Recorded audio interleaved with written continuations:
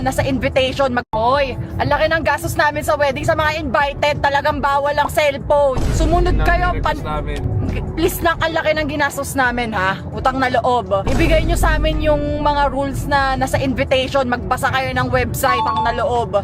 Sa lahat, again, please i-upload nyo nga to, itag nyo lahat ng mga malalapit naming friends na tingin yung invited sa kasal namin. Basahin nyo maigi yung walang cellphone, no posting. Ibigay nyo na sa amin and promise, ayun lang ang best gift na marireceive namin galing sa inyo dahil ayaw namin masayang yung isang taong preparation namin para dito, yung gastos, yung stress, yung hirap at pagod. Grabe yun. Kaya sana i-respect nila yung mga bagay-bagay na nandoon sa invitation. Nasa invitation naman, mula sa color ng damit, no +1, strictly no +1 kasi konti lang talaga invited sa wedding namin.